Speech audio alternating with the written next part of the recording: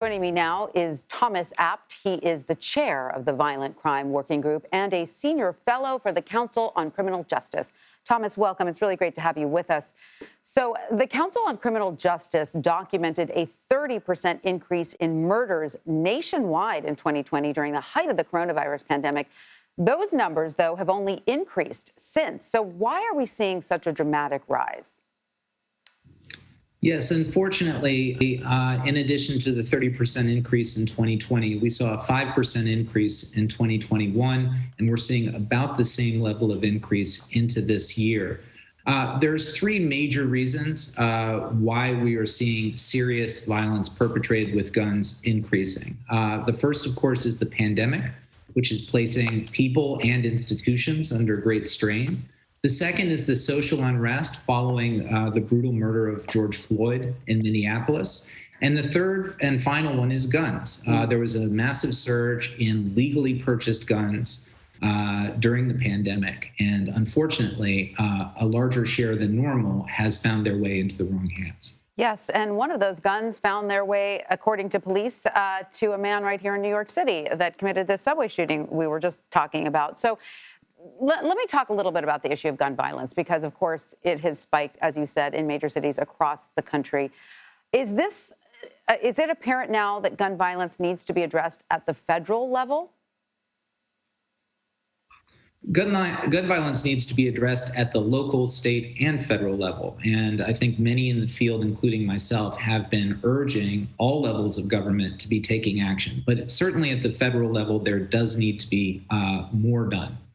So what type of action do you believe needs to be taken to ensure that Americans are safer moving forward? I mean, we can't function as a society if we're too scared to go into the subway, we're too scared to get on a bus, we're too scared to get on a train, right? And as you said, we now know there are a lot more guns out there because so many Americans bought them during the pandemic. So what actions need to be taken to make Americans feel safe? Sure. President Biden is doing what he can with the limited executive action that is available to him acting alone. Just recently this week, he announced new regulations banning ghost guns, which has been a particularly troubling type of new weapon out there in communities.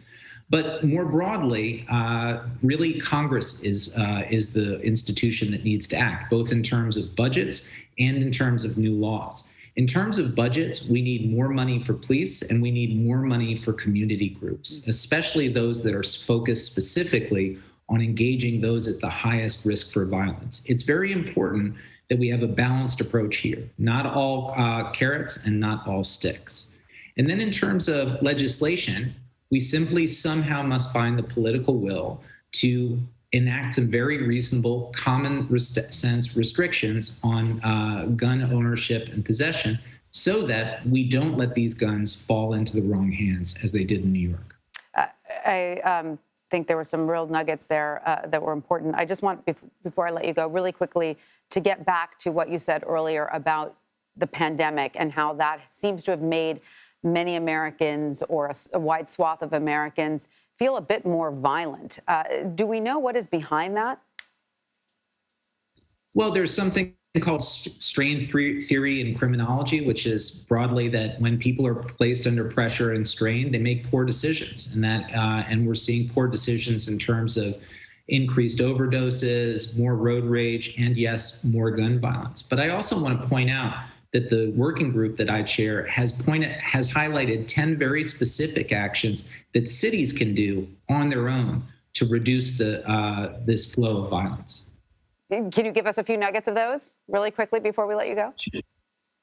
Sure. The key thing is to focus on the people and places that are disproportionately driving the problem. And that's a surprisingly small number of people and places. And then to engage those people and places with a combination of empathy and accountability. I like that you said that it's a surprisingly small number, so that we should be able to focus on those people. All right. Well, Thomas Apt, Senior Fellow for the Council on Criminal Justice, thank you so much for joining us. Thank you.